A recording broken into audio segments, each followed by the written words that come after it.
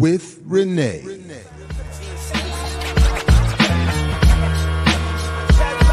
Yo. We wait all week and all day for more. Saturdays with Renee.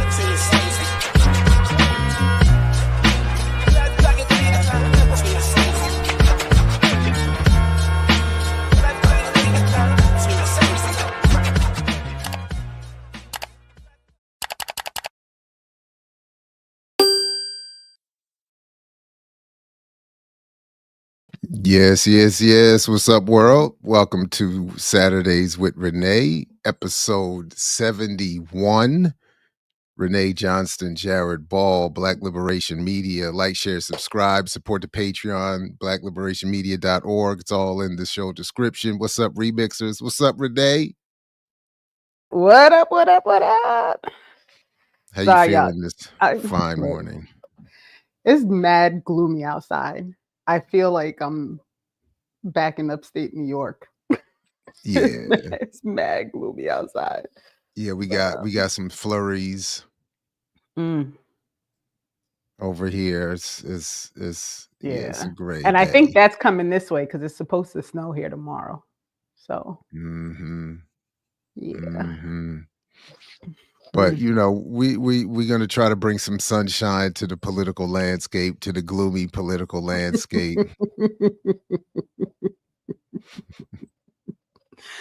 We're gonna try. I did finish the book. I'm the Renee method of listening now.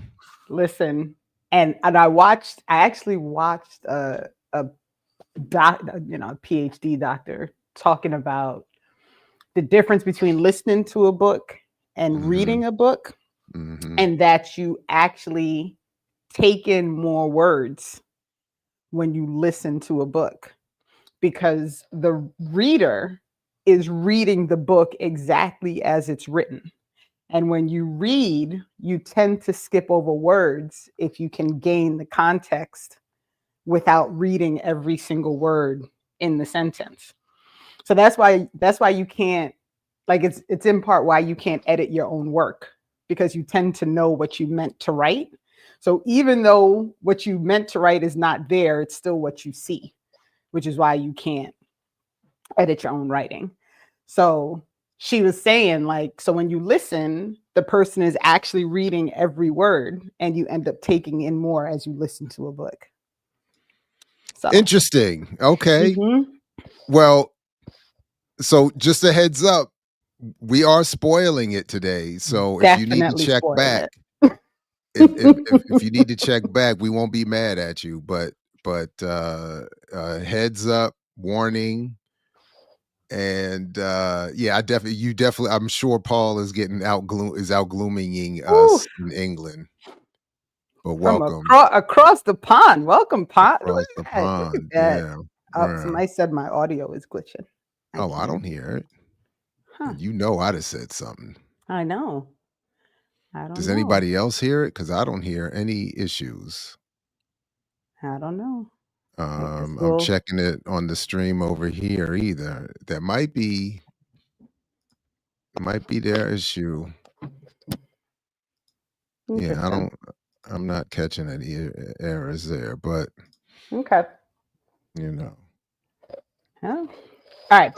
So wait, before we go into real quick. So I have to do I promise this is not going to take long, y'all. But the drama. So in my regular Instagram scrolling, I noticed all these people who were all excited because the boycott is working. Target is being sued and the stock prices dropped, and like, people are really, really excited. And so I was like, is this accurate? Because I also read a thing that said, like, Black folks are only 9% of Target's, like, shopping. Like 9% of all the people who shop at Target are Black people. So my suspicion is, like, I don't know that the whole boycott thing is actually going to work. And I actually read a really interesting take on like why boycotting in this way is not the best plan. But so I went to look because I was trying to figure it out. So on our run sheet is the Statista link that confirms the 9%. Because, you know, when I say stuff, I like to make sure that we, you know, look at that. But the article that's on the spreadsheet from Wouters. Say again? The one where Target's being sued? Yes, that one. So, if all you... I'm sorry for this, but shout out to Paul Smith in England. He'll appreciate this. Here go the great white hope for the English Premier League right here, by the way, Erling Haaland. And this is why we just hate on Man City on site, just for that alone. But anyway, sorry for that. Forgive me. So I'm sure at its face, if you look and you see the date and that it's February 4th, that, you know, people can get really excited about like, you know, this thing is working. But then when you read the actual article, which Hiram's words will never, ever stop being true. You must read, beloved, right? You just don't read, beloved. Target is actually being sued because they had DEI practices, not because they ended them. Oh, wow. What? You cannot make it up. So the shareholders in this specific lawsuit, and this is not the first one, they were sued before by another shareholder because essentially the shareholders are saying, like, you put these practices in, you said it was going to help, and instead, you know, your sales dropped, your profit margin dropped, right? So they're suing. But scroll all the way down to the end. But wait a minute, wait. I just need to highlight because I was not catching up to this. Mm-hmm. Target is sued for defrauding shareholders about DEI. So how is it that they're saying they defrauded shareholders? Because in implementing their DEI practices, they concealed the risks of the Oh, wow. So the shareholder, the stockholders said, hold up, son. You didn't tell us when we quit DEI, it was going to be backlash and it was going to hurt our bottom line. No, you didn't tell us when you implemented DEI that it could result in backlash that would reduce our profit margin. And they're mad because the Target apparently also didn't share when there was the whole thing about, you know, June and Pride Month, that there was backlash from that. They didn't share that with their shareholders. So the part of it that people aren't paying attention to is you see underneath that, the next paragraph. So, but wait a minute, they're saying the backlash was from anti-LGBTQ folks not shopping? Who were mad because they had stuff sell. Now, the next line says Target share price fell 22% on November 20th, 2024. So this is long before they just announced that they were ending their DEI practices. So this lawsuit has literally nothing at all to do with this boycott that's happening. But here is the best part. Scroll down to the end of the article. So it says, oh, wait, we lost the end. Up a little bit more. The case, this is the last sentence. The case is City of Riviera Beach Police Pension Fund. Oh, wow. Yeah. We getting excited because the police pension is suing Target.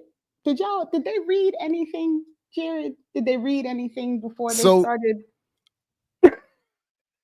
Okay. Because I'm in the slow lane with some other folks. So for us in the slow lane, people are out here getting amped up over a boycott of Target. And I even just got a text from an old friend. I'm not even gonna do him dirty like this because he's not in these political spaces, but an old friend who doesn't understand my politics sent me a whole thing in caps, Renee. Oh Lord. A forwarded mass text about the DEI boycott plan. Mhm. And the first step, it says, Renee, is let's follow Al Sharpton's leadership. Here we go. Share this with all your contacts. The 24-hour blackout has been scheduled as the first of multiple countermeasures to the attack on DEI. So our first official act is to be February 28th, where we turn it off. And for one day, we show who holds the power. No Amazon, no Walmart. Oh, wait, Target's not on the list. No Best Buy, no McDonald's. Oh, I just assumed Target was on the list. My bad. I went into this whole thing just knowing it was on the list, and I'm just seeing it's not on the list. So how come Target is not on the list? Because maybe Target cut a deal with Al Sharpton. Now that's interesting. But the point is, they're saying boycott, and Target is saying, we want you. Target is being targeted by the police pension fund that is a shareholder, and is saying you hurt our bottom line by not telling us how bad it was for us when you did these initiatives for DEI. And we're supposed to get excited in support of attacks against people rescinding DEI in league with the pension fund, because we want representation and the police want their bottom line lifted. Right. Is that? Yes. Yes, it is. So I'm just saying. Just saying. And the other thing that I want to point out, because these are the things that infuriate me, right? So I just can't. I came across a video and it was a girl in the parking lot of Costco dancing and talking about how Target's being sued and they lost their profit margin, blah, blah, blah, blah, blah, blah, blah, right? She was fired up about this. And so all I could think to myself was, do you have any idea even what actually happened? So I dropped the link in the private chat. And this is the last thing I'm going to talk about, y'all. And then we're going to go to the book, I promise. But I just needed this to be clear. So this is me down my rabbit hole and looking at what is the profit, the shareholder profit for Target, when you look at how much the stocks are worth and when did the stocks drop and da da da da da da. And so, they did have this large drop in 2024, but there was another large drop because Target has not been doing as well as it did since, I think, 2021 was the window when Target was doing really, really well. And so what I discovered in looking at the trend for the stocks, Target had a massive drop after the first quarter of 2022. And the reason for that was because it had a mass drop in profit in the first quarter of 2022, right? So you can scroll and see. So that's the one day. So go to the 5-year one, tap on the 5Y at the top, where it says 1D is blue. Yeah. So you can see that 2021 to 2022, Target was doing really, really well. Stocks were high. It was doing well, right? And then it dropped during early, spring 2022. Tell me, y'all, why Target had such a massive loss in profit. So what coincides with the end of 2021 that would have caused the end? The end of the tax credit. Oh, damn.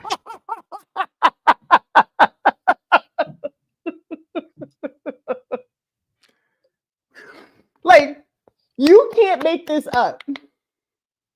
So Target did really, really well in 2021, and because people had extra money, so they spent more money.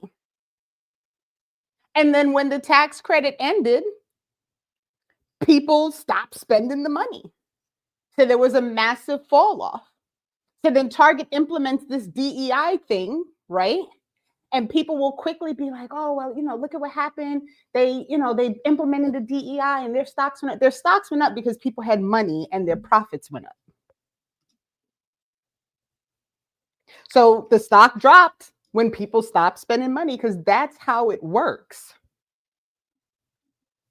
So I just needed to point this all out so that when people go ahead. Well, so the article that you initially shared with us says that there was that 22% drop in November of 2024.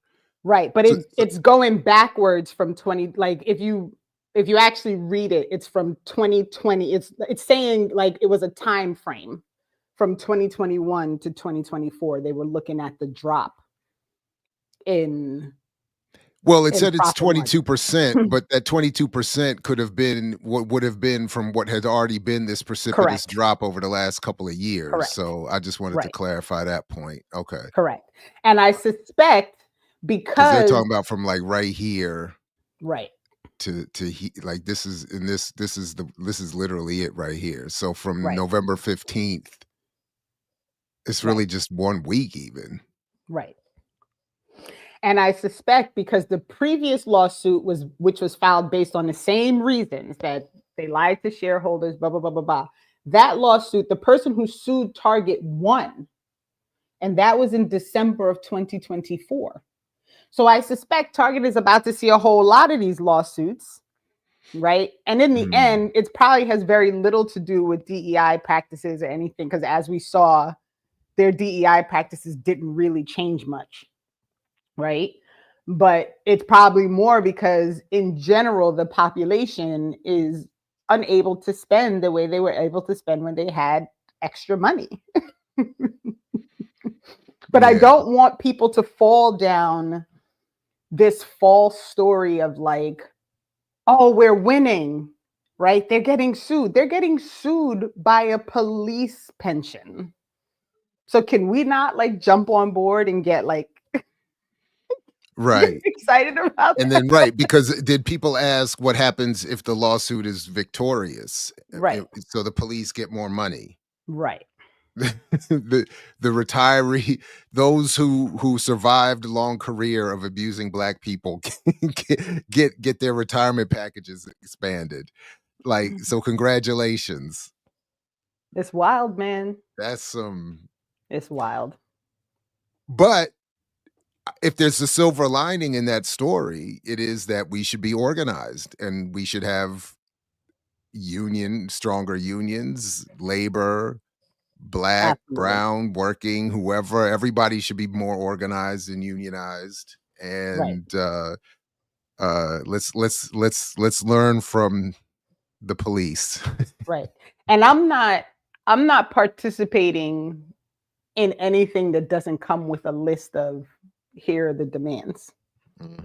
Right. Which is something that in the article I read, he pointed out, like, where are the demands for these boycotts? Is it just to reinstate your DEI policy? Because I'm not really sure what that's going to do for anything. Like what is the ultimate ask here? Here's a potential segue for you. This is my demand, Renee. My demand is you take a page from Sky Full of Elephants.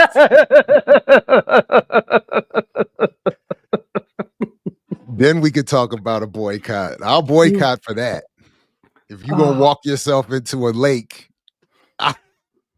Oof. Listen. So the book, y'all, I was so excited that you said yes to this because I needed someone else to read it so I can talk about it.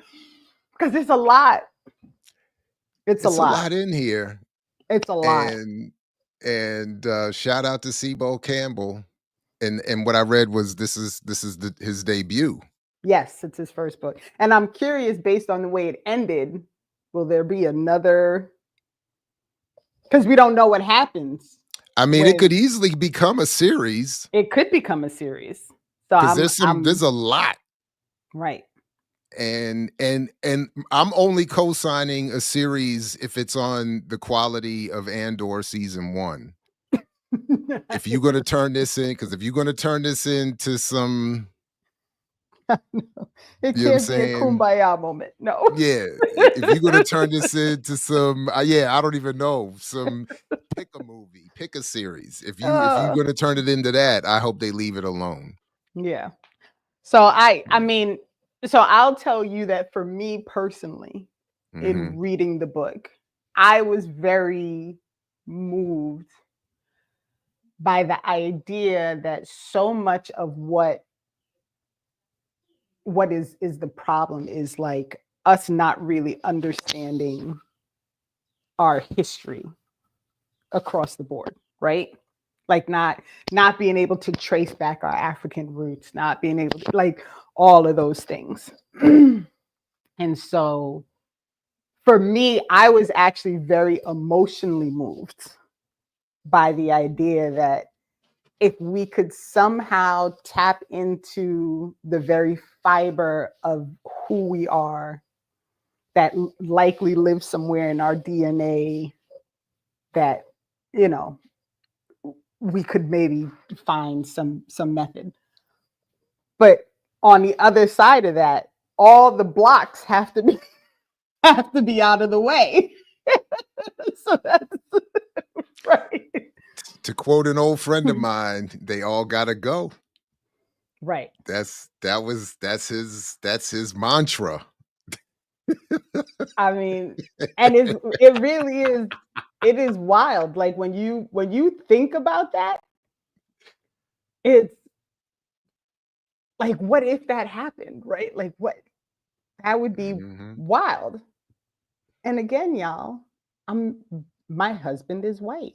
And I've said this multiple times. So I don't know that I'm really my mother. If right. anybody, I'm not necessarily advocating for this, right? So just be clear. So what we're talking about, just be clear. So at the beginning of the book, it's explained that all the white people walked into bodies of water, and drowned themselves.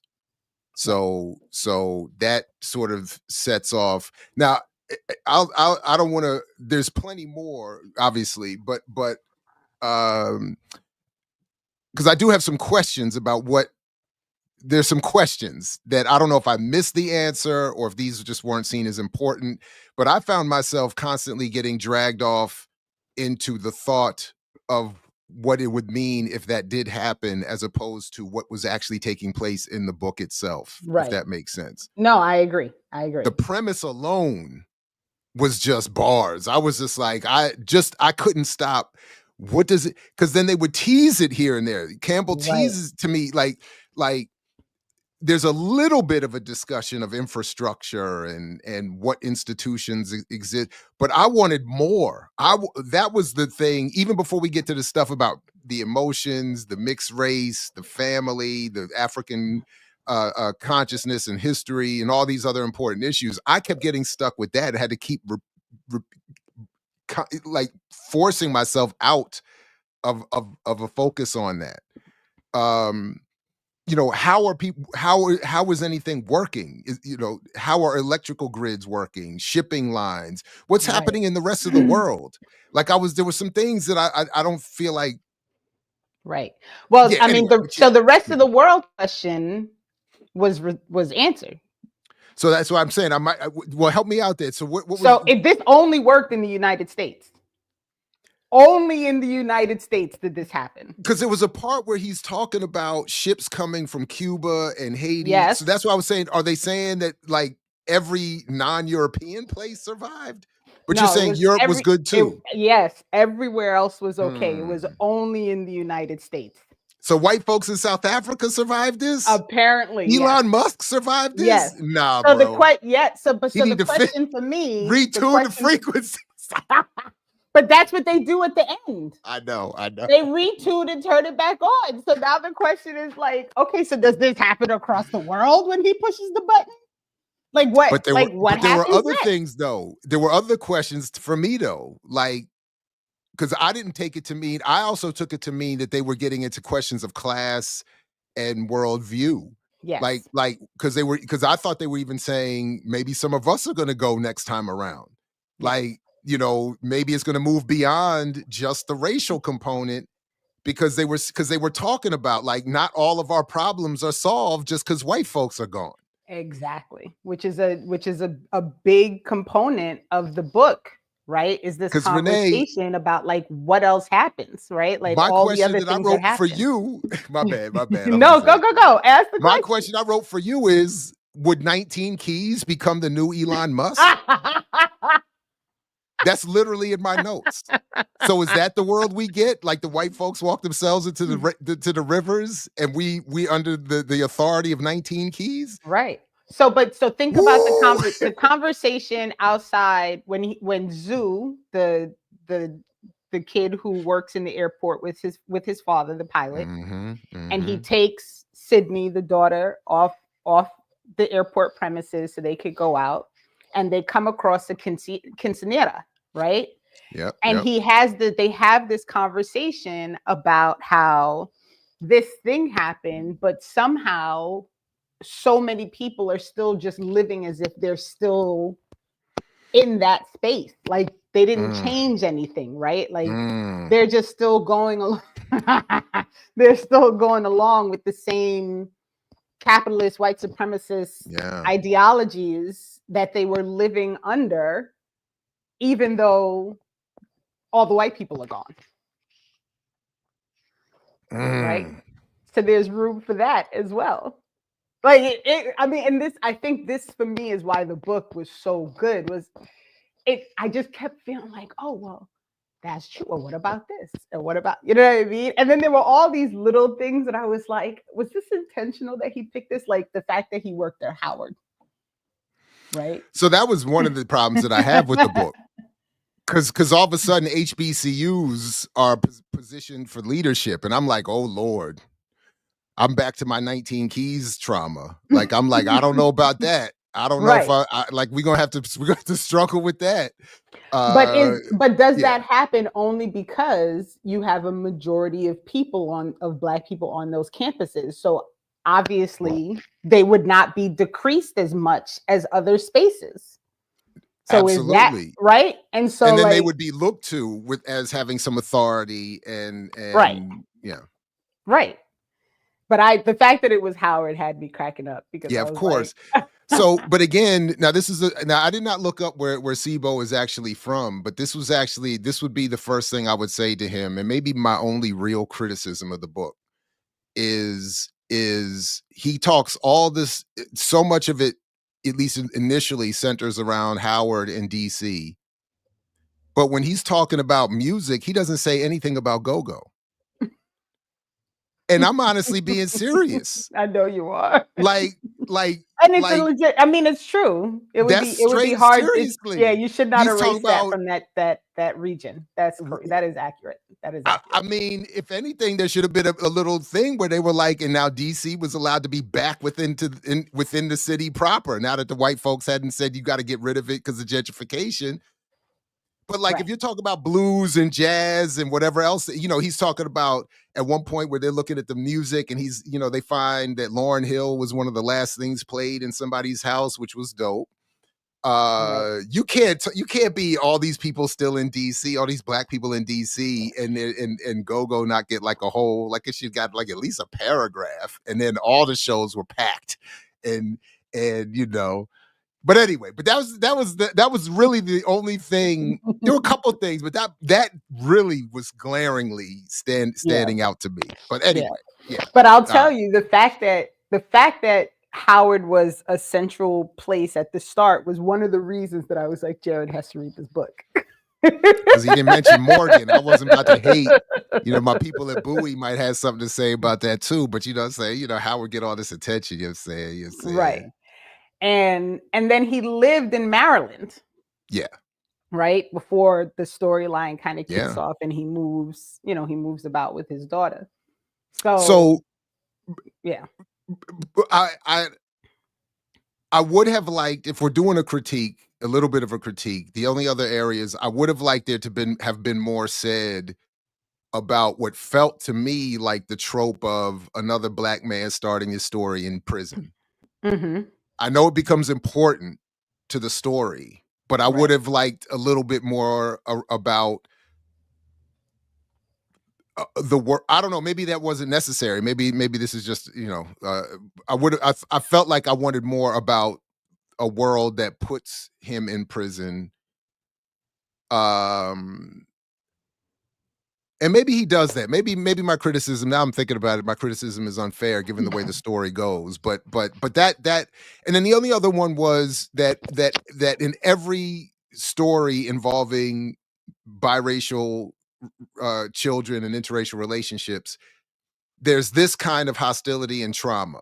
I am still looking for another level of nuanced engagement of those kinds of relationships, admittedly to see more of a version akin to my story. Right. Then this whole thing of all of these relationships begin in secrecy, in trauma, in hostility, and none of these issues that get dealt with in the book or that are forcibly explored in those experiences, none of them take place in a certain radical political context or even in the context of love. It's often in this kind of, and then I'll hand it back to you with this question though.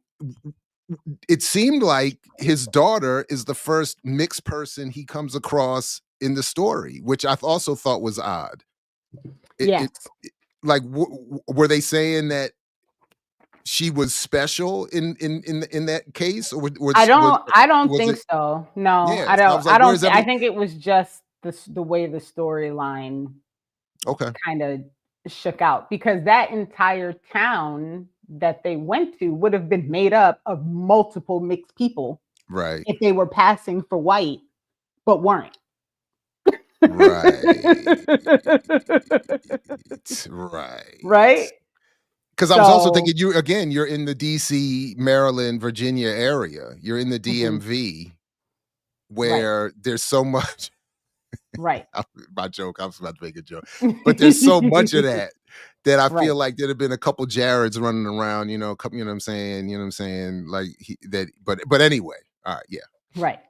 So Andre agrees with you. I think because Black men are so disproportionately in prison, I didn't take issue with that, because I feel like the unfortunate reality is that, it's a large, what is it, like every 3 out of 10 Black men is in prison at one point or another in their life, something right? crazy, Something like that. Yeah. So I'm not super opposed to the storyline starting that way. But the question he's asking is, oh, my bad. No, it's good. Go ahead, bring it back. The question he's asking, how can he be in prison when the child is blatantly named after him?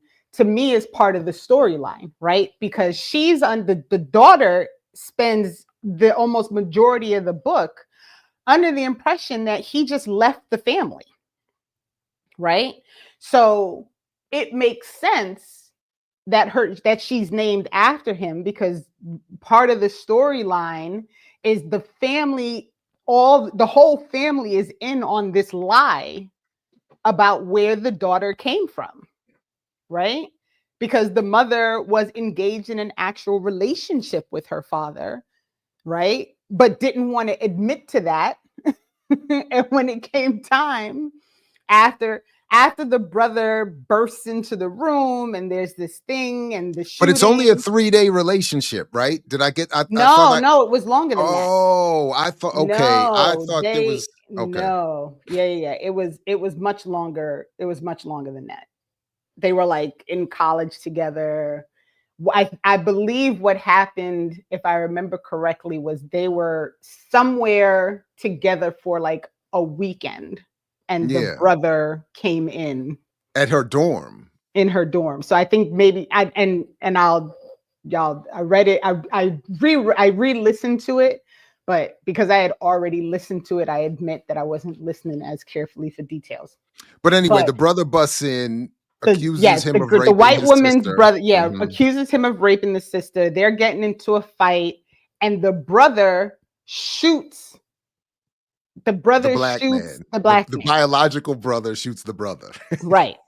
And so, in order to make sure that her brother does not get in trouble for shooting him, I didn't say they were in See, college that's what together. Andre. Oh, did I say? Sorry, maybe. So Did that's I what say I that? thought, that they weren't in college. It was a brief fling, and they were at her brother's dorm. That's what that is closer to what I thought was happening. I didn't remember that they had this long relationship. So they met, quickly fell in love, quickly hit around, snuck around for a couple days, and then get caught. But anyway, yeah, all right. So I'd have to go back and look it up, because my impression was not that it was that brief. It was that they knew each other and they had been sneaking around for a while. Together for a while. Not that it was like this very brief thing, but I admit I could be incorrect. I listened to it a long time ago and then re-listened to it. So, but in the end, I don't know that that's really, it doesn't really make super relevant to the storyline, because in the end, she lies about what happened in that dorm room in order to save her brother. And part of the lie includes that they weren't in a relationship, that it wasn't consensual, and that yes, she was being forced into a sexual relationship. The brother came in and shot the man in order to prevent this from happening. And that's how he ended up in jail. So, that's the basic storyline. And if you really look at historically in this country, it is not that off cue.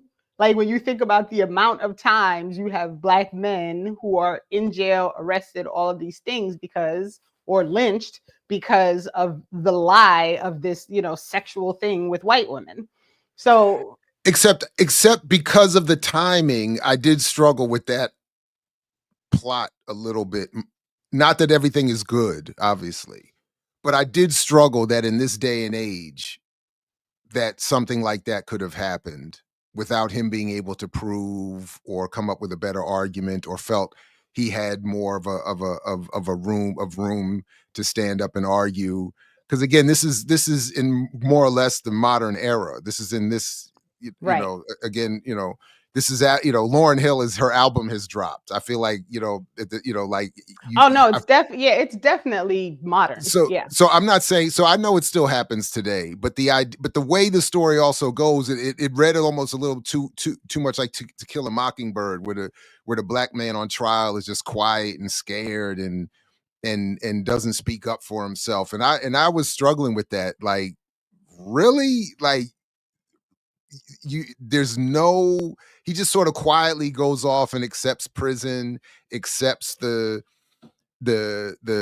dislocation from his daughter.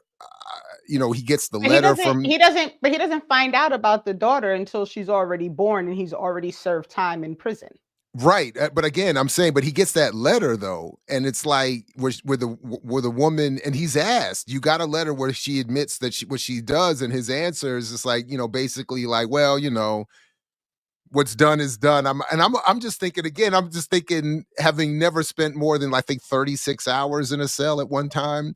I'm like, son, somebody. I'm like, I got this letter. She's admitted. I'd have been like, 2 hours in, I'm already smacking the bars. Like, get me out of here. This chick is lying. I hear you, but also but also consider, right? How many people are currently sitting in jail, saying that they didn't do something, and it takes decades for anything to happen, right? And so none of what you're saying is incorrect, but it's also, when you consider the reality of the system, for him, look, I don't think it would be. But I'm just saying, like, I'm on ML's phone. I got a campaign she's kicking off, like Free Jared. You know what I'm saying? Like that. So I hear what you're saying, but that was yeah. I hear you, but I mean, Andre's still on this thing. I feel like he's missing the point. The point is that she doesn't want the daughter to know that she sent her father to prison under a false accusation.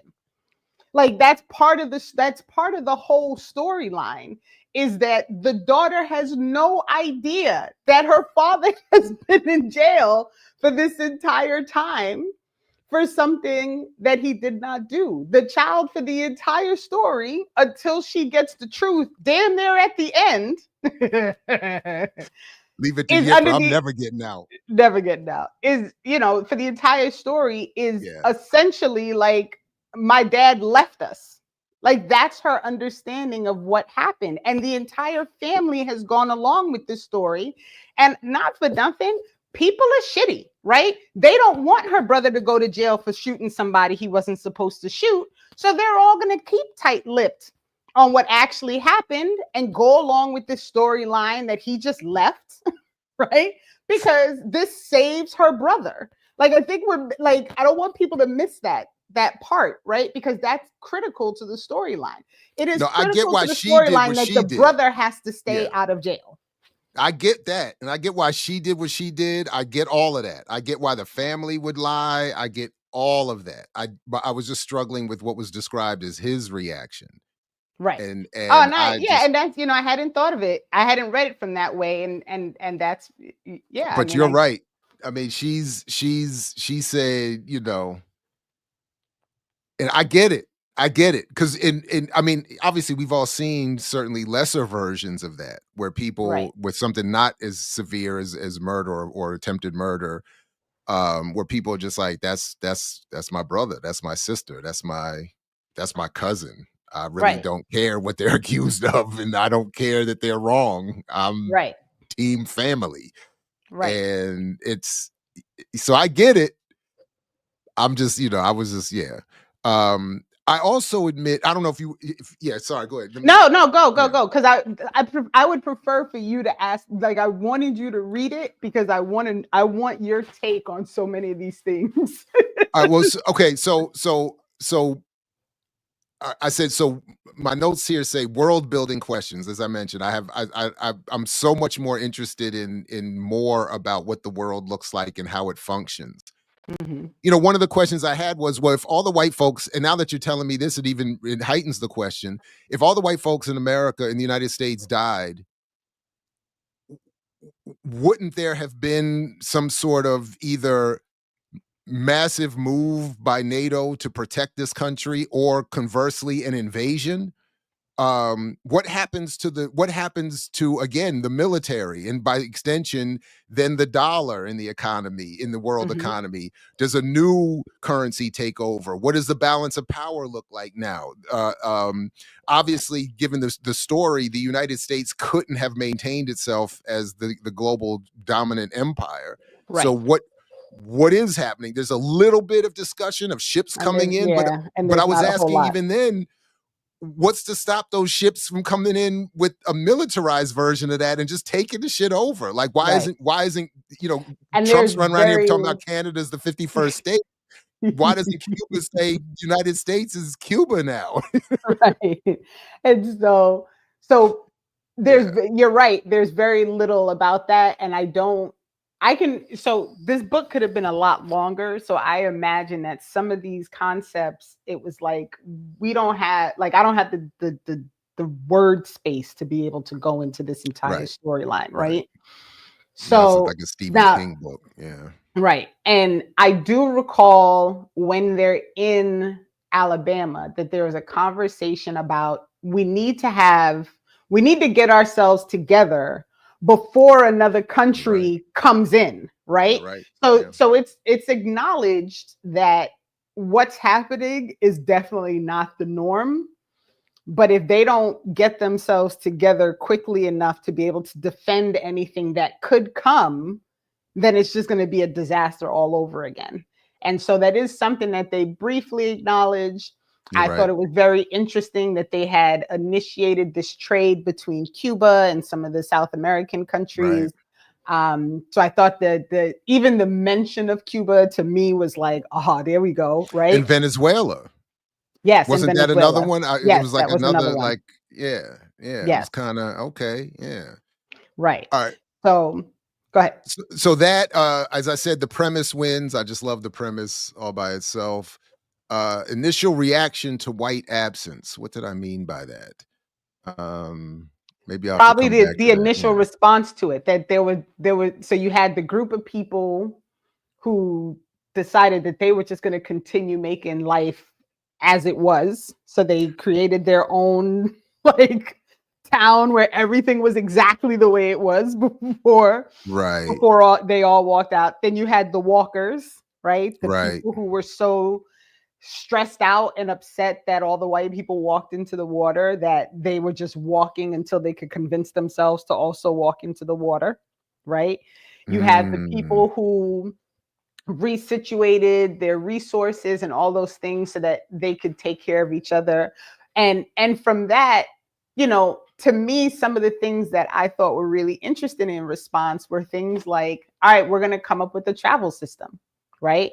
And you're going to be able to fly and you don't have to pay any money for your plane tickets, right? Like you But it's walk going to take a in, minute though. it might take a minute, but you go fly for free. You sit wherever you want to sit. Because they said the airports were hubs. You could be there for a week or so. Right. Like, yeah. Right. Leave your car with the keys on the peg so that the next person who flies in is able to go and get a car so that they could go where they need to go. So there was some interesting things that came out of it. And I was wondering to myself, like, would this really happen though? Or would it be so much chaos?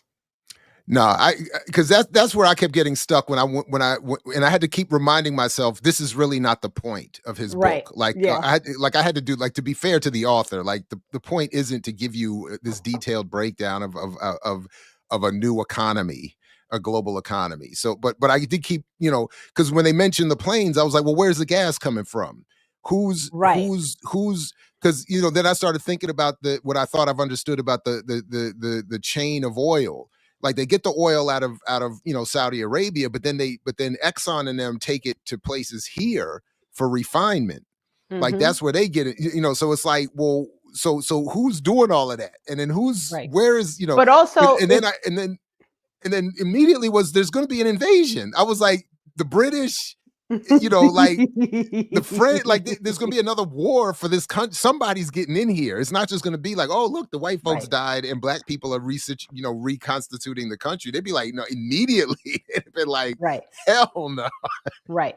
So here's the other thing, right? Is like, I also had to remind myself, this was only like a year after the incident happened. So it has not been like, we're not like 10 years after, 20 years after, right? We're a year after the whole thing happened.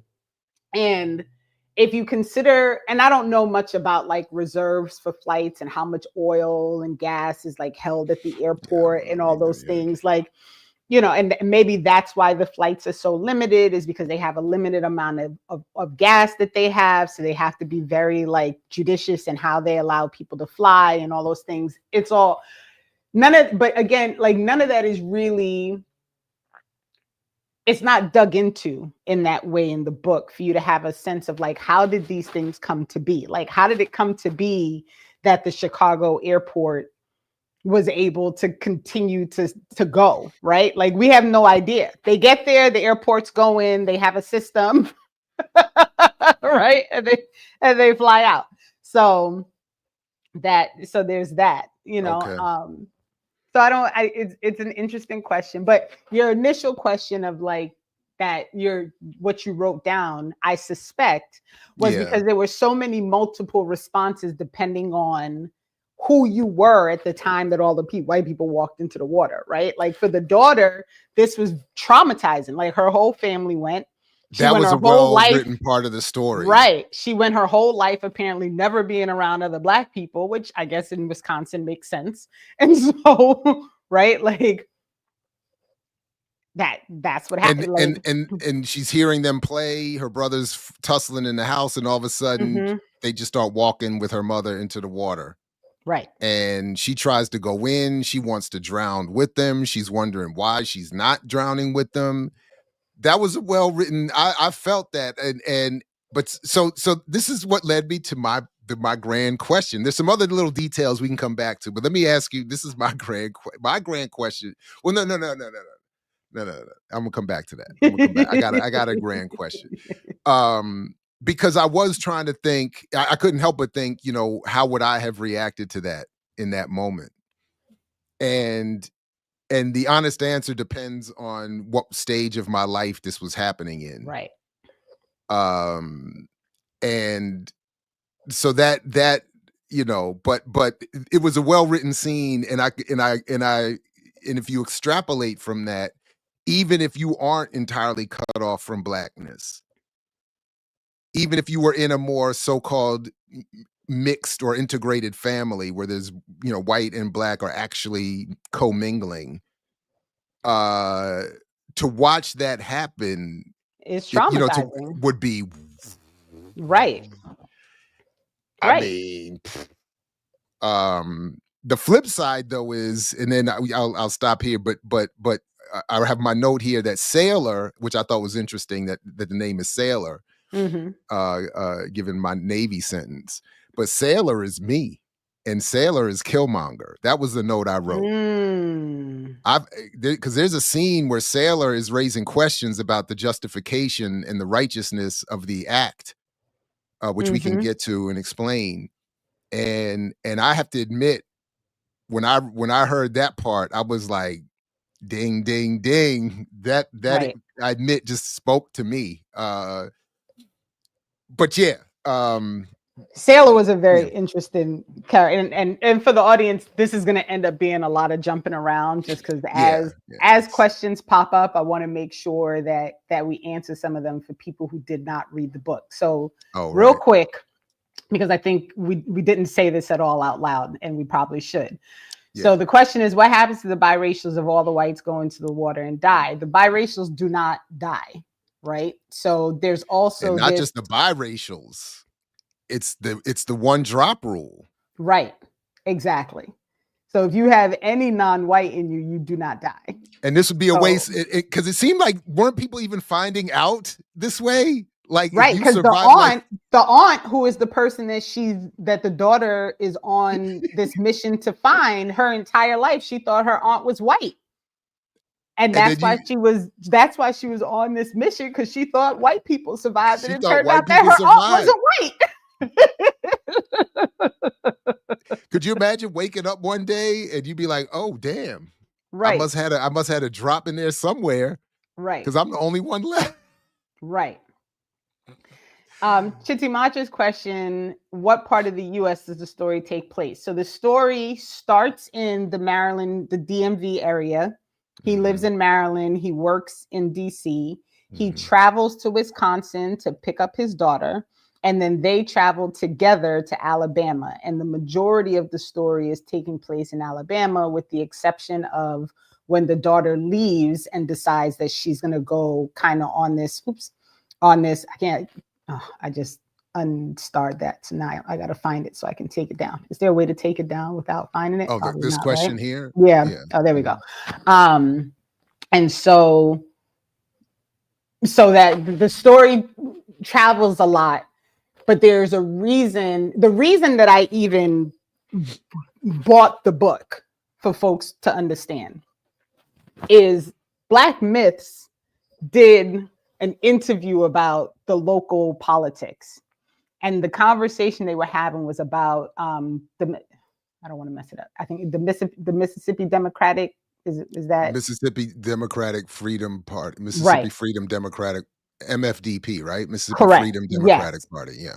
And in that conversation, Cam mentions this book and how there's so much of the history in the United States, things that occurred within Southern states with Black people, right? That gets over, like, no one talks about it. So then there's this there's almost this historical reference in some of these Southern states, Alabama, Mississippi, etc., where there were real things that were happening with Black people, where conversations, they just don't talk about it. And in having that conversation, she mentions this book, because so much of it takes place in Alabama. And the reason it's in Alabama is because Alabama is one of these core places for the Black spirit, right? And so that's how I ended up reading the book.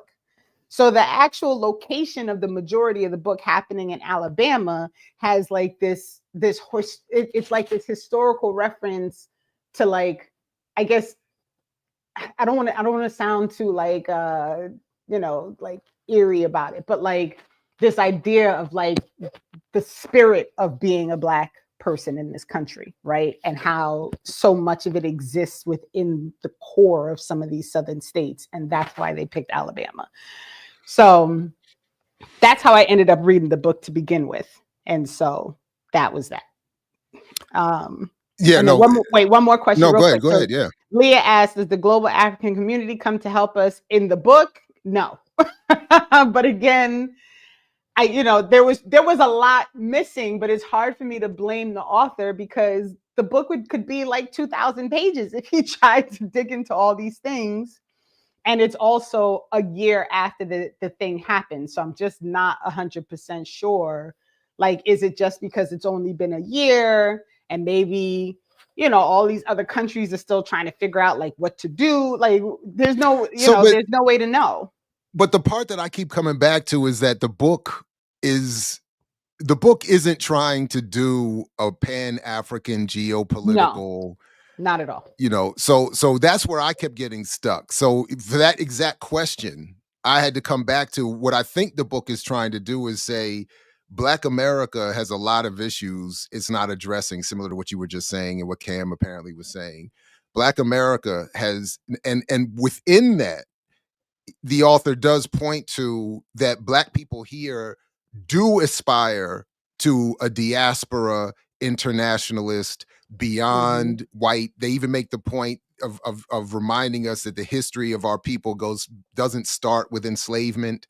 So it's a very Black American centered story, but a reminder that, as I understood it, that the true natural, cultural, political tendency of Black people here is to recognize our connection as an African people, as Correct. part of a diaspora, and as something that is far more limitless than has been than these identities and views that have been imposed on us by experience here.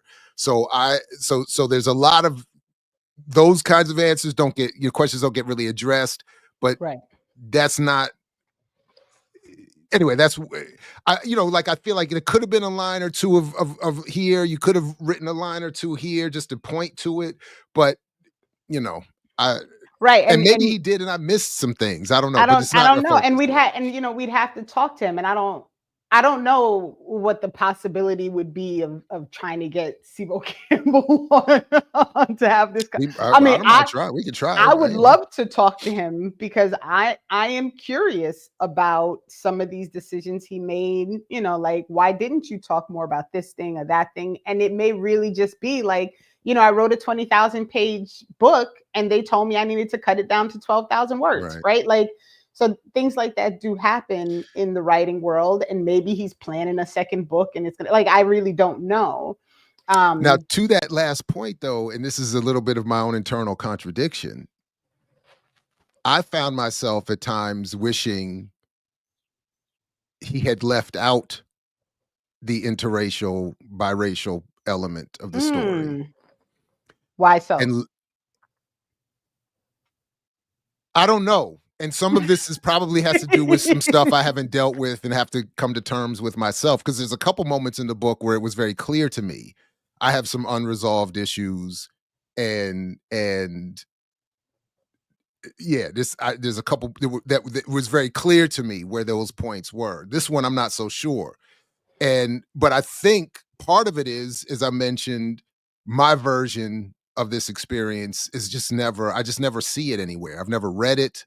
Admitted my reading is narrow, particularly in the world of fiction, but I've never seen it. I don't hear it. So that's part of it.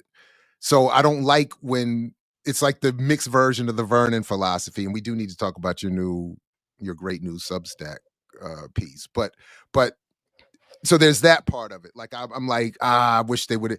But the other part of it is that it is such a nuanced, segmented part of the Black experience that I was thinking I just wish this was dealt with. I wish they would have dealt with it just strictly in terms of if anything, issues of complexion as opposed to directly being mixed. Interesting. Like I really would, and I kind of wanted it to be more of a nationalistic book, I think. But I think, I don't know, I'm still have Possibly. to work And that out. and Andre said like it wouldn't have got published without this. And it is literally an entirely different story, including his own internal struggle, Mm-hmm. right? With like understanding like his own and his strength and all these things. Like the struggle is completely different if she's living and being raised in a household where the parents acknowledge each other and get along, and and this thing happens, right? Because also all of the children survive if her mother and father were together.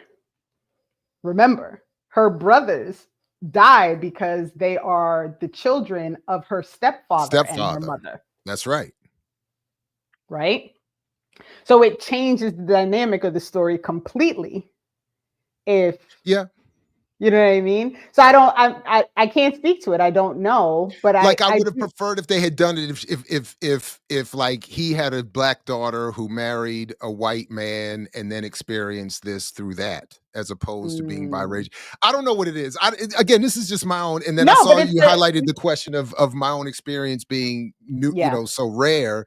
And that's also part of it. Like I'm just admitting, like this is just my reaction. I'm not even arguing for its logic. But no, my particular experience is very much an outlier experience. I think even within the outlier experience of being mixed. So, but I do admit but you also have the outlier experience of being the biracial child who was raised by the white mother. That too, which is another outlier. There's another outlier, and then her being a Jew and a particular kind of Jew. There's all these levels to it. But all that I think just adds to my frustration with only seeing one version of this. So so I get it, even if it's the norm. I'm just admitting that I just I'm not even advocating and I'm for always being curious, right. Like when we have these conversations and we talk about your biracialness, I always think of my son, right? Mm-hmm. Because he is very much living in a household where, I mean, his parents get along, we love each other. But my husband is of the belief that my son is black. And so like we don't like in our house, these conversations are very different because my husband is very much aware that he is white, the rest of us are black, that he does not have our experiences, and that his role is to make sure that he creates as much of a barrier as he can as a white man to protect his family. It is a very, like, the dynamic in my house is wild, right? And it sounds equally rare in the positioning of you as parents, you being a black woman, a politicized black woman. Mm-hmm. All of that in and of itself sounds equally, if not more so, or just as rare as what I'm describing. Right. Differently right. Rare. You know. So you sure we're not married? That's funny. Sorry, y'all. Let me find out. Now that would be the M. Night Shyamalan twist of twists on this show. If it turned out that Silberg, and then because I've met your husband, right, and that was not admitted to me. Well, I met David Silberg, and I'm just saying that they are not the same person. I'm just saying, if he is, you all are carrying the con well into real life, and I'm just saying, I feel a kind of way, you know. The best part is David is also from Boston, which is weird. So Chris is from a suburb of Boston. So this whole thing is really actually kind of hysterical. But, but that dynamic is very interesting. And that, like, for me, it played such a large part in the storyline, like her being biracial, never liking the features of herself that were like, I guess, her black features, right? Mm-hmm. Mm-hmm. And then how that dynamic played out when she met her father and realized how much she looked like him, mm-hmm. right? And that the father looked at her and she reminded him of her mother. right? And so, but he also saw like the parallels of how she also looked like him, that she was this real mix of both of her parents. So it was a very interesting, like, that the whole thing kicks off because she is on this mission to find the other whites as a biracial person, because she was so traumatized by losing her family and from being raised and living in a space where really she had to like live her life as a white person, because she would have been the only black person apparently within like a house So many that's miles actually radius. perfectly said, because she gets the letter from her white passing aunt, right? Right. Or who, and then that sets her off on her mission to go find what she believes is this surviving white community. But this is what I did like about what one of the things posed by the book was it poses that point that it's the racial version of the tree falling in the forest. If there are no white people here, does that mean white supremacy is gone? And no, it does not. You have black people either through one drop or just through attitude wanting to carry on whiteness. You have at one point in the book they're talking about they say, even I think even the line is something to the effect, patriarchy didn't die when those folks walked into the water. So you still got like there's a lot of issues that still would have to be dealt with. But then there was also discussion of the sense of relief. Black people out here just feeling free at the idea there ain't no white folks. They could go do whatever they want now. Which was also very interesting, because would it really be?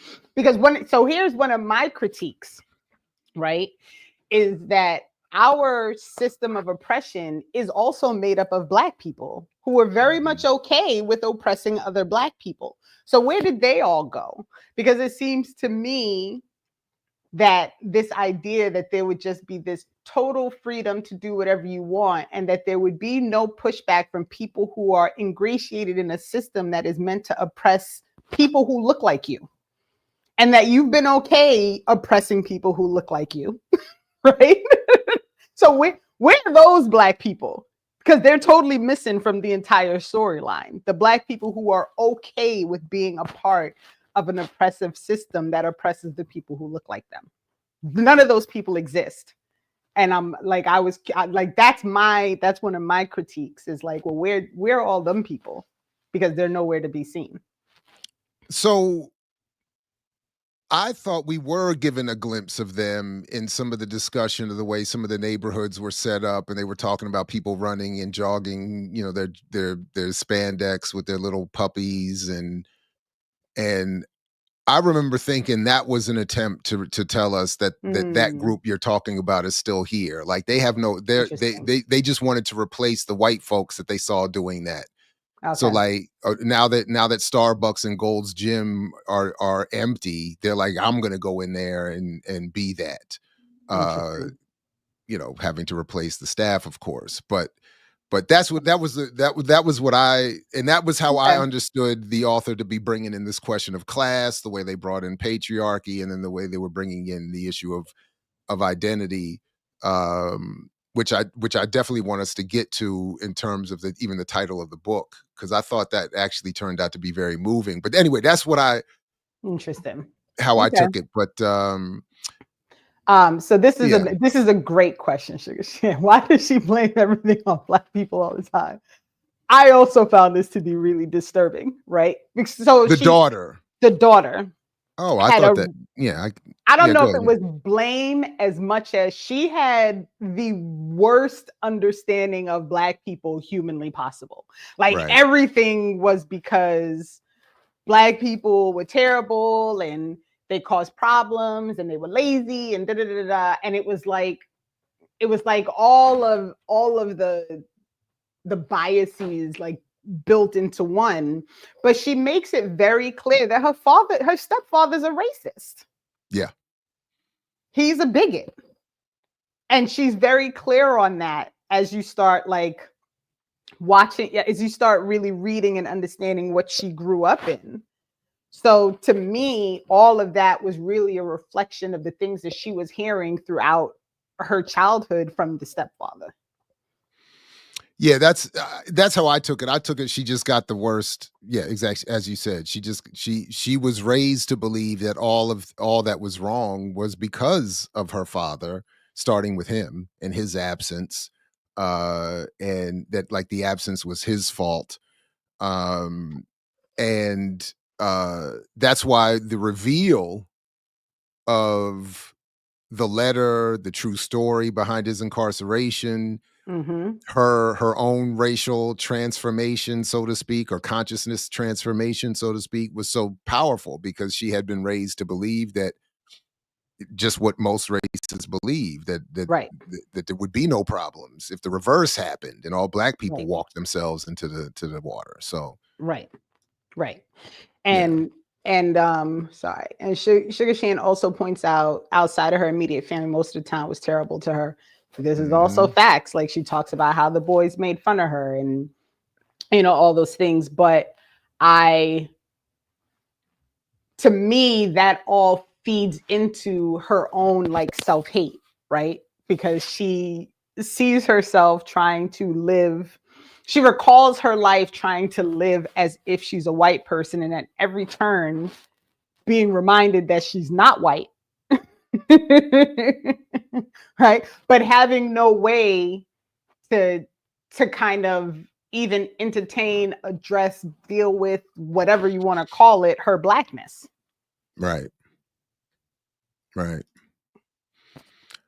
Um, it's this Candace Owens origin story. That's hilarious. No, because Candace No, Owens definitely cannot pass for white. So let's just be no. clear. Right, right. Yeah. Um, just very quickly, one thing I wrote in my notes was Raymond Rife. I don't know if folks are familiar with that name, but the way it was described to me and what I remember from the one documentary I watched years ago is that Raymond Rife was a white medical doctor who thought he had come up with a cure for cancer and other diseases by targeting a frequency, an audio wave frequency specified to destroy those cancer cells. And the argument was his career was destroyed because the medical community obviously can't monetize that in the way they do with drugs and da da da da da, and so on. And I thought of that when we're finally told in the book what has caused white folks to do this, and we learn that it is born out of a frequency designed, evolved by the king, right? The king of Mhm. Alabama, right? Mhm. Mhm. And where we get, and I cannot find where it is. And unfortunately, I did not note the moment where I just wrote the note saying Sailor is Killmonger is me. That's literally what I wrote. Sailor is Killmonger is me. Because you get this, what I thought was a very powerful speech or explanation from Sailor as to why he would support the initial frequency being developed that forced white people to take their own lives, and why he would support another run Mhm. of it. And his whole point was, I thought it was a beautifully written part of the book. I got to go back and find it, where he says basically all of the pain they caused has made me so angry that somebody got to pay for this. And it was almost like he was saying, even to my own detriment, I don't care if I'm not healed by this. I don't care if nobody is healed by this. They just cannot be allowed to get away with the trauma they've caused our ancestors. Right. And it led me, because I kept asking myself throughout would I flip the switch? Mhm. And especially now it would be easy, but but this is why I was saying, but that spoke to my answer, because the book clarifies it's not that simple. There's so many other issues that would have to be dealt with. And honestly, if we're being honest, before white folks got involved, it's not like all in the African world was perfect and Africans had nothing that we needed to fix. But I admit I'm with Sailor on that. I don't care. Like Right. I'm like, So I the yeah, interesting go ahead. thing to me was understanding that the initial pulse that went out actually the white people walking into the water was an unintended consequence of the pulse, right? What they were trying to do was send out a pulse that was going to engage the Black spirit in a way that they could heal. And a consequence of that was all the white people walking into the water. Oh, no. So I did understand that. But I understood that in the Fanonian sense, that the frequency was telling even the creator of it, no. You can't be free unless you participate in their end. Like, it can't just be like they're the colonizer is the inhibiting force that you have to participate in removing if you're ever to be free. They can't willfully do it. And that's interesting. And I'd love Sibo to answer that question, right? Like, what did the pulse do? Because to me, the pulse served the same. Like, the pulse didn't tell white people one thing and tell Black people one thing. The pulse said Black people need to heal and Black that's what people. Has to happen. And as a result, the white people, like, that was their way of healing Black people, was to walk into the water. It's like, really, the premise of it, once you understand what caused them to walk into the water, it is like, it's wild, right? Like, really, it's an interesting. It's just interesting. Reverse genocide is lazy and reactionary. Even Killmonger's plan was far more defensible. Look, I admit, this is not about the perfection of the plan. I'm only speaking to the emotion. And I'm not even saying it's logical. In fact, what I was really meaning to preface it with is that this is why you have to have organized movements, and you can't have people, you can't, like, don't put me, like Eddie Murphy said in Life, don't give me the gun, boss, because I'll shoot you with it.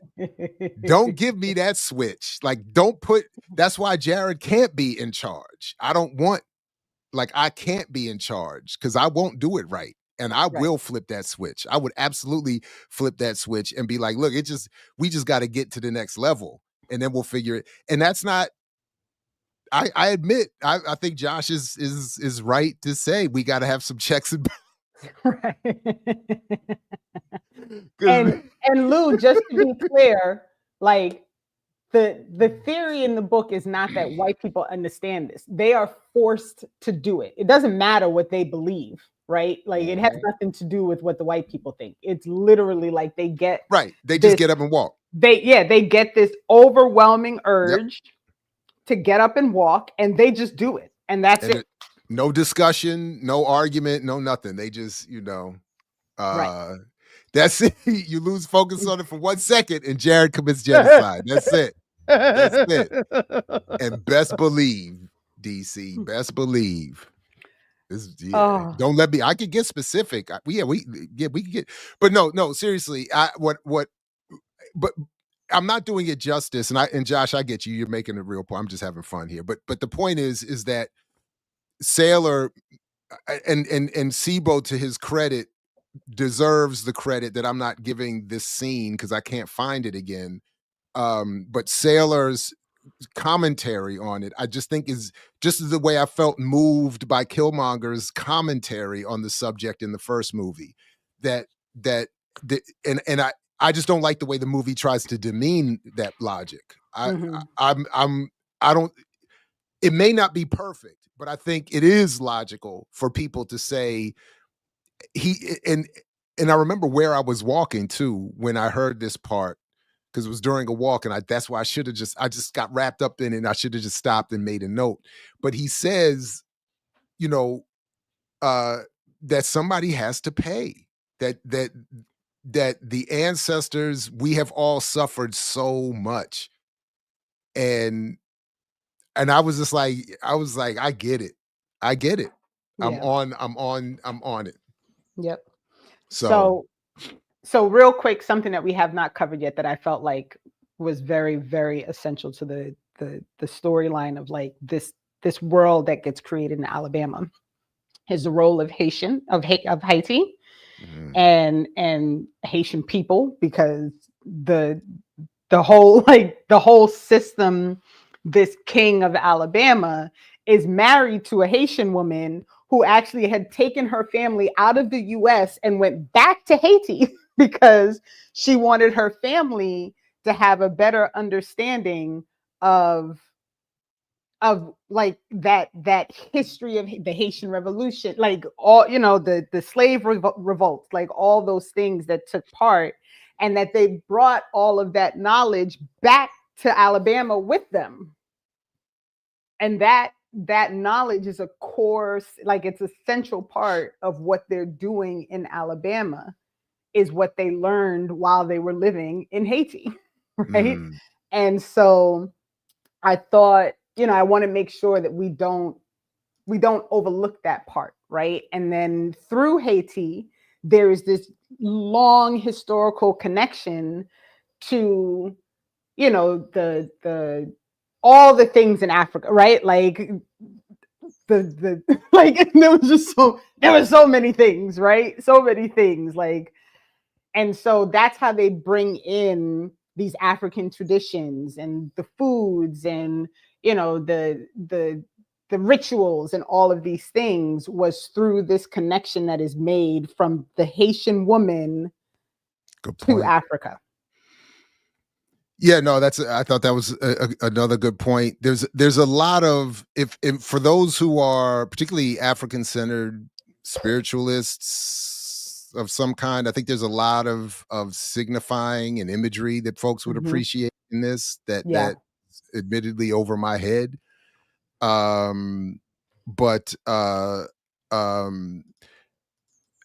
yeah, so, but absolutely. And that's sort of what I was trying to say. Like, it's a very Black American centered story, but clearly pointing to the diaspora and a need for the diaspora. Right. So this is the text. Speaking of other moving parts of the book, I sent this to my daughters out of the blue, and they were like, "What is he talking about?"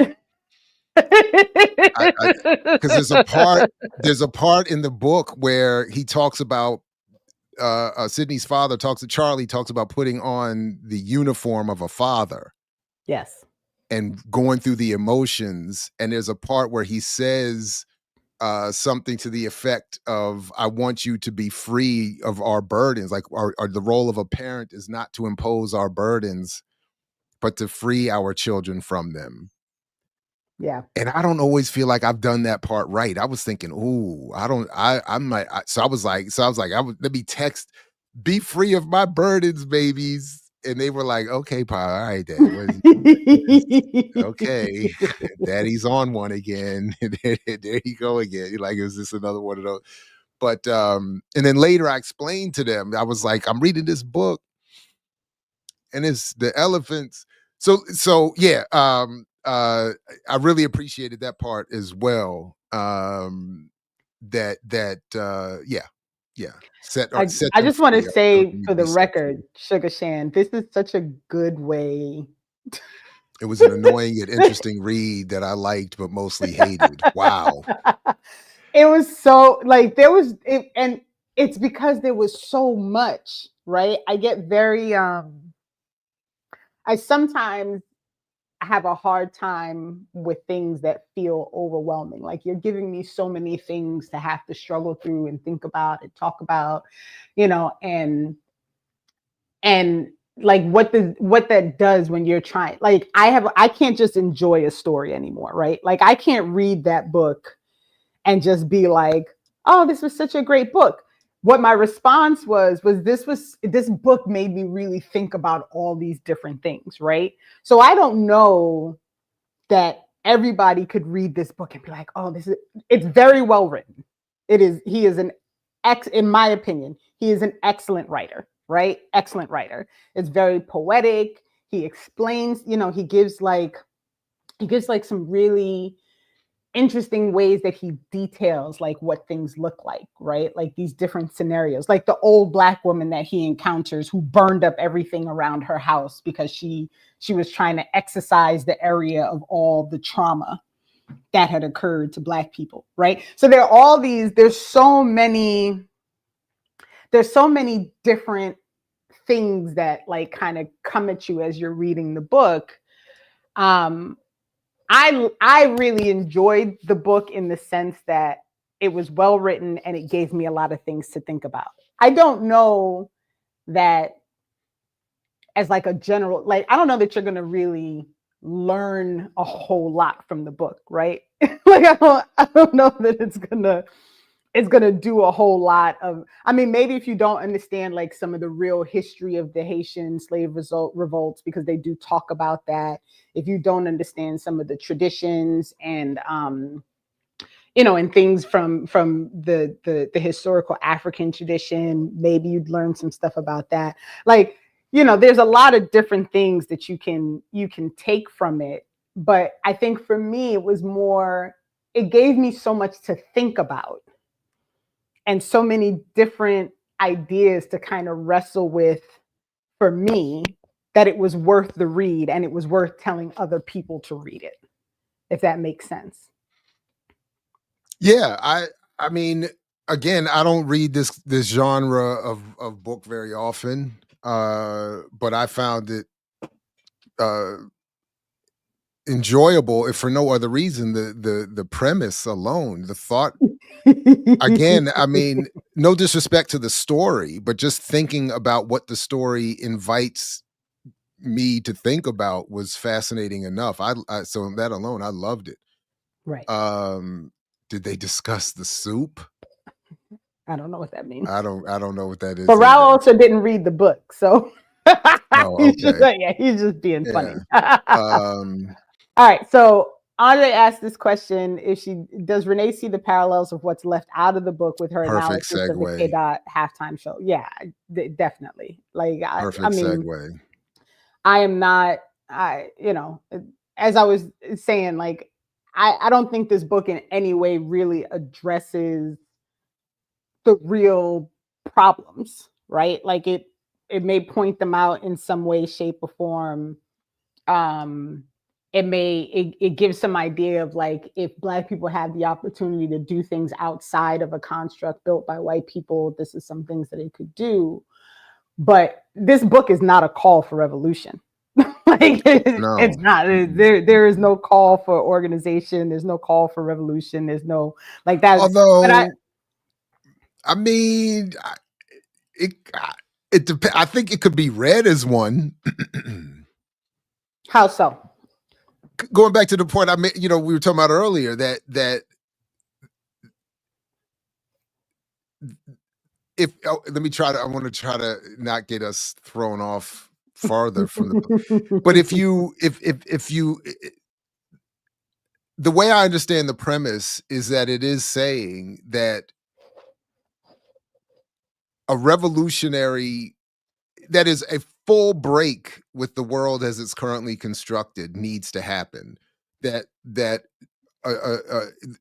could argue that the book is saying that for Black people or any oppressed community to fully realize itself and free itself, there has to be an initial collapse of what exists, even if it means that there's going to be, as they talk about in the book, we're going to have to go through some things. It's not going to be easy. We're going to have to figure things out. We're going to have to rebuild some things. We're going to have to work together to figure out some of the basics, just like whether it's travel or water or medicine. The way they're talking about people, Charlie comes out of prison and just takes a job at the university because he has a skill he can teach, and they know we need people to learn some stuff. So we need people, like, I do think it could be read in that way, to say all hands on deck. We're going to have to break this thing as it is. And then if you know how to plant and sew and cook, and if you know history, you know how to write, if you can make a transmitter, you're going to have to get busy, get your hands dirty. That's. Yeah. So okay, I mean, that's fair enough. Yeah. Okay. I see it. But no, it's not like some overt political man. Like, that's what I'm saying I liked about it, that it is provocative. It is saying, maybe it is making the reader. So that's what I was thinking earlier too, about McLuhan's hot and cold media and the differences in technologies, in whether you read it or listen to it. and that reading, it was argued, requires more investment and therefore a different engagement level. But either way, the point is the story is inviting, I think, the reader or audio consumer to put in some work. You're going to have to fill in some blanks. You're going to have to answer some of your own questions, and you're going to have to do what is being done in the story here and say, again, we don't know how it's all going to work out. All the white folks just walked into the water. Like, Right. I don't know what happens next. Like, so the same thing here. You want a this world doesn't work. We need a revolution. My version is kind of we don't need to have it all figured out. Stop this and then proceed from there on the basis of we all have to work together to heal and overcome past trauma and create something better. I don't know. Yeah. I don't know. So it's interesting. So yeah, I mean, and it is interesting. That's an interesting thought. And I do think, I guess that really when you think about the core of it, like they had to organize for things to happen, right? Like they had to learn how to share materials and resources and all of those things. So, I guess that part is not actually missing. And if you show up in Alabama and they have a king and a queen and you're thinking, well, I don't want that. Right. It's hard to, I was thinking maybe I do, because I'm always thinking I don't want a monarchy. But then I'm looking at what's supposed to be a democracy happening now. And I'm like, maybe. Right. And in the end, like, when he gets there and he has this understanding of what the king and queen are going to look like, right? Based on what you know about kings and queens. And that's not actually the reality of the situation, right? Like that's not, it's not like they have that label, but they certainly are not behaving in any means that we understand kings and queens to behave, right? So that part is interesting. Andre also made a couple of comments that I just want to, so he talked about that the white people walked into the water and, it's without pain. Like just an FYI, I don't know if you've ever known anyone who thought they were going to drown or drowned or and was saved or whatever have you. Swallowing and inhaling water is painful. It is not that, like, just because they don't focus on the physical pain of drowning is painful. It is not a fun feeling. To have water fill up your lungs is not sweet. Like it does hurt. So just an FYI, I think that's actually just like an incorrect understanding. Yeah, I had water go down the wrong nostril the other day in the shower. And thought the whole world was a collapse. I was like, this is right. Nowhere near actual drowning. Right. Just one little drop of water went down my nose. I was like, right. And for me, because Andre's following up and saying like, but the pain's not expressed in the book, but the book is not about the white people. Right. Like there's no need. I mean, I guess if that's what you want to read, it's something that is missing. They don't discuss it. But to me, the book is not about them. So their pain and what they went through and all is irrelevant for the storyline. So I wouldn't have expected him to go into that, like that depth on that. But that's just my thought. No, that's a good point. If anything, the trauma in experiencing their death was shown to us through Sydney's attempt to save her mother. Right. And but yeah. And I thought that I agree with you. I think that's the better way for the story to do it. I don't think right. Like I feel like I would have been irritated if they went into too much about like what the white people went through. Because that was just not. It wasn't like they had nothing to do with it outside of knowing that they were all gone. So I'm trying to think, is there anything else that I wanted you to notice in the book?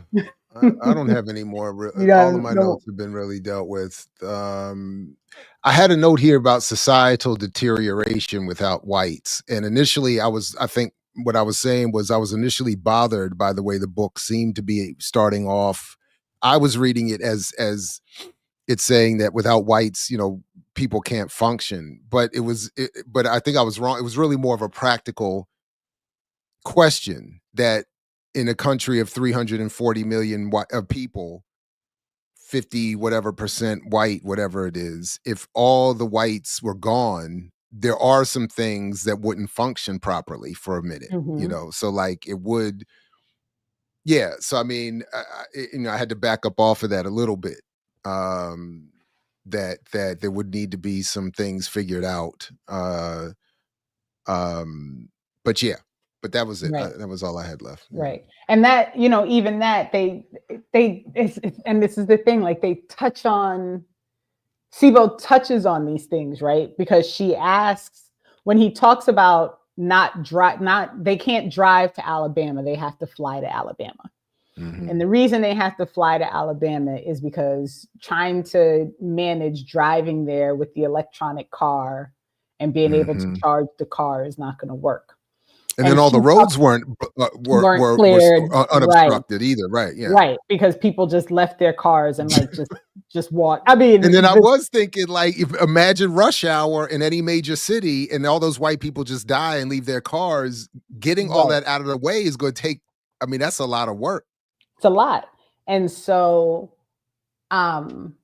she says, "Well, why not?" And he says, "Well, gas isn't a thing that's reliable." And she says, "Well, why isn't it reliable?" And he's like, "Because all the people who do the drilling are gone. They all walked into the water." They all walked into the water. And then he tells a story about, I think is it Sailor who tells a story about the woman who was on the operating table and the doctor just like put all the stuff down and like walked off and she was open on the operating table. And so she died. See, that's why you need to get a black doctor, everybody. That was the same thing. Have a black doctor, you have nothing to worry about.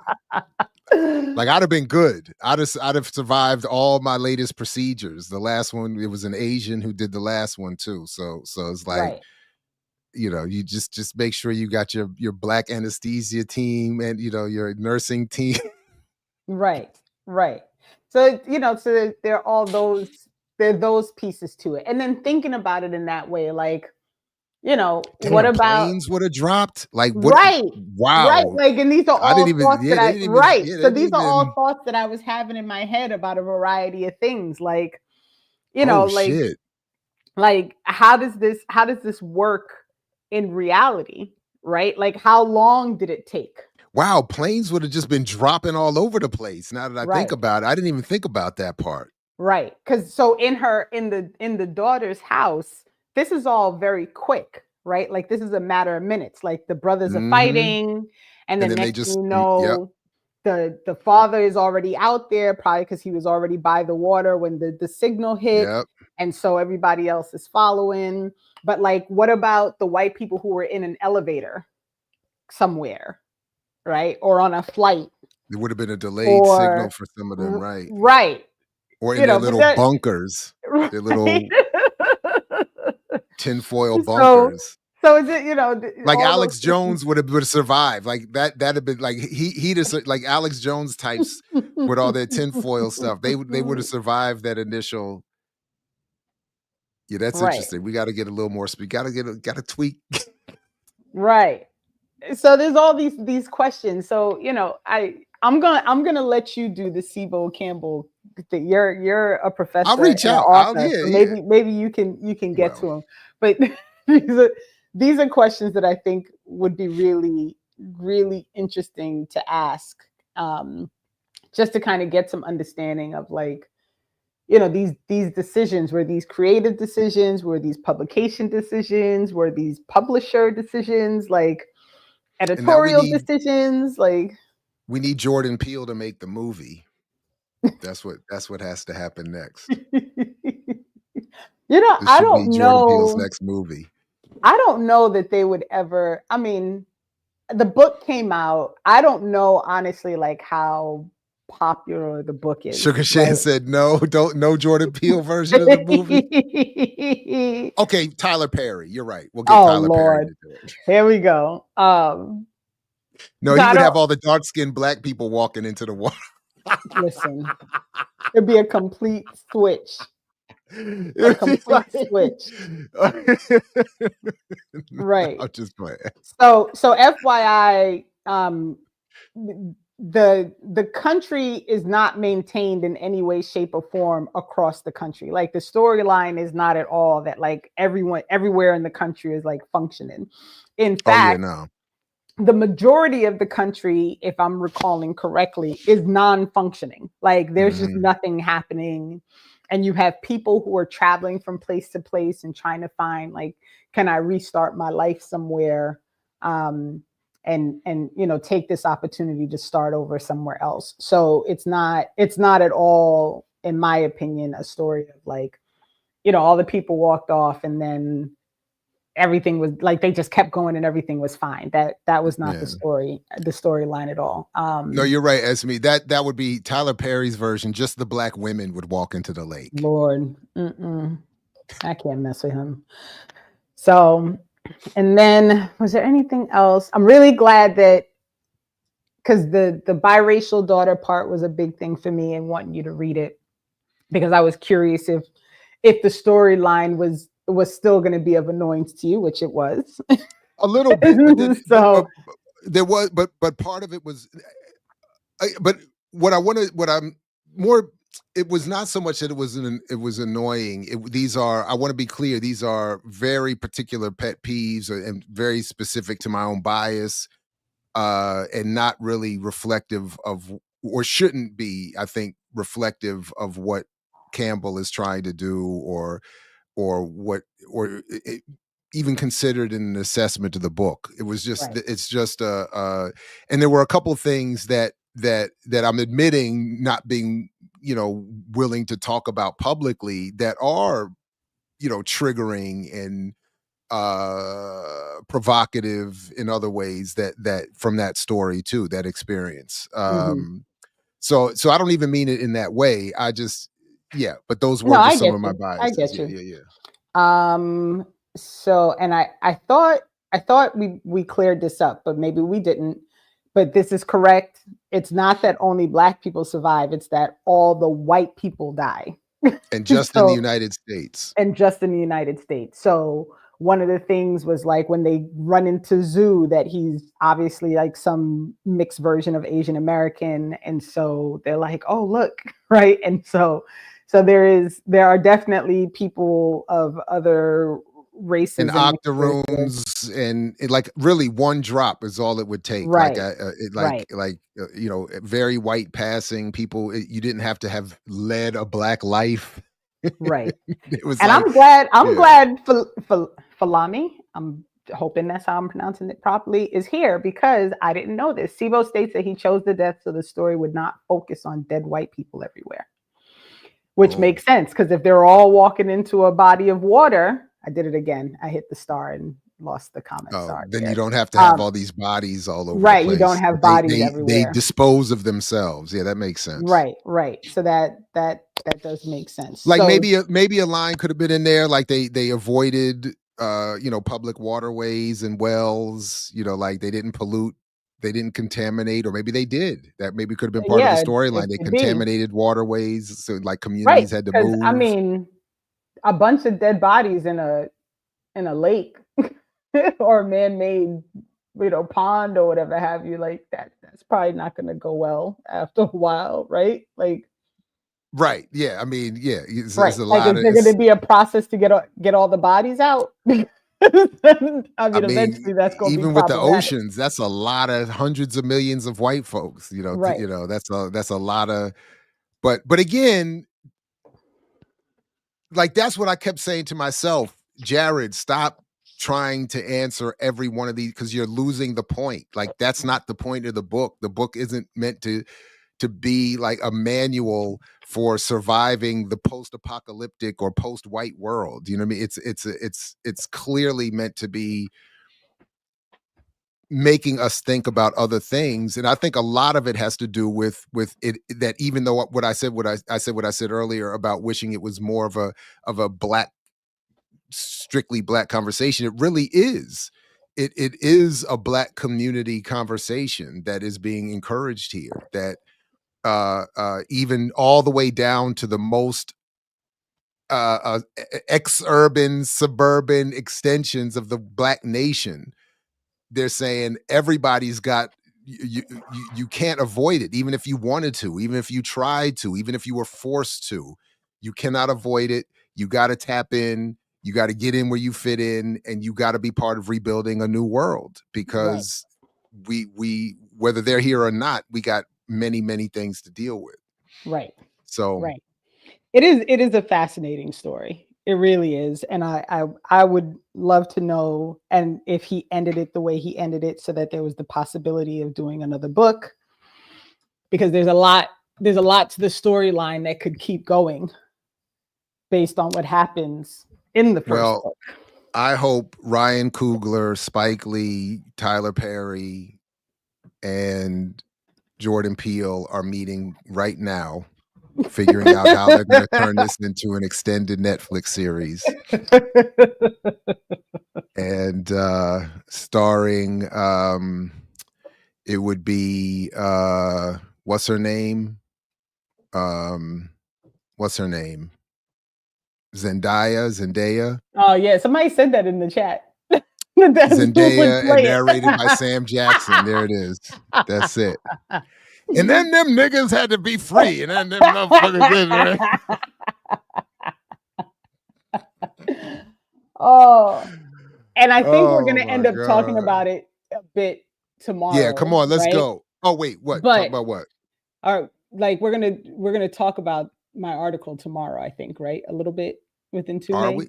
I don't know. I don't. We're not doing that now. But no, we can do it. No, let's do it now, because I don't know if we're gonna have time. And is the thing with Mtume live?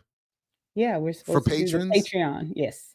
All right, so Patreon. There's gonna be you. I'm behind. There's gonna be tomorrow on Patreon. Sunday at 1 p.m. 1 p.m. The review crew are getting together. What was the Monk and the Gun? I just watched. What was the other one? Burn. I gotta watch Burn. Before Monk and the Gun, you were little. Renee's a little slick little film suggester. I be sliding stuff in. I see you. Go watch Monk and the Gun, everybody. It's an interesting. I enjoyed it. I had a really good time with it, and I don't like reading subtitles. I'm very, Americanized with that. I don't like having to read subtitles, but it was. I enjoyed it. So I see what you try to do. It was interesting. And I was glad when Mtume watched it, because I really wasn't 100% sure that the two movies would work together for discussion. But that overarching like colonialism and the white people coming in thing, like, and the guns, like I just, I felt like it could work, but I wasn't sure. I was a little disappointed with why he wanted the gun at the end, but I get it. At first, I was like, why he want the gun? He said he wants multiple guns. And then he said when it had bad energy on it, he liked it. I was like, ooh. But all right. So looking forward to that. Yeah, the 2023 film. Mtume's here. Have either y'all ever read the book Black No More? I have not read the book. No, I have not read this. So I will put that on my to-do list of books to read. Black No More. So I'm curious about what that's about. That's interesting, because the memoir I was supposed to have been writing for my children had a similar title. That's interesting. Did I bite the title? What was my title of the book? Anyway, I had to finish it. I was supposed to be working on the memoir, and it was supposed to be, and it was a play on A Tribe Called Quest lyric, and now I'm just going blank on it. But it had something to do with like formerly black. I thought your book was going to be "It's the Only Beef I Eat." Well, that now, well, which is going to name Monty. Monty now is going to be all over that book, because she's. That's the. I feel like I need to say phrasing for some reason, but put that in parentheses in the title. But yeah. Anyway, all right. Let's Well, let's at least start. We don't have Okay. time to do it justice, I think, but we should at least, and I think I already put the link in the show description. And I'm honored that you would, make use of the Vernon philosophy, but I actually really like what you've done here. The multiple applications of the Vernon philosophy can be applied to Super Bowl halftime shows, Renee's new Substack offering. So you summarize and link to, I appreciate it, the Vernon philosophy, but tell us what So Yeah. what set me off was seeing all these people who were responding to the Super Bowl halftime show as if it was a presentation of the start of a televised revolution.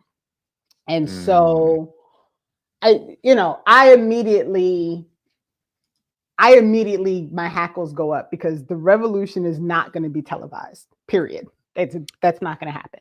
And if something is on television, it is a reasonable expectation that if it's allowed to be on television, it is because it is not going to incite revolution. Right? That's why they've allowed it to happen. And so I was seeing, and we were having this chat on our group text, and seeing all these, like, this is why it was such a political message, and this is why he would look at this thing that he did. And then the whites started making Instagram videos. Right, explaining how deep it was. Explaining how deep this thing was that Kendrick Lamar did.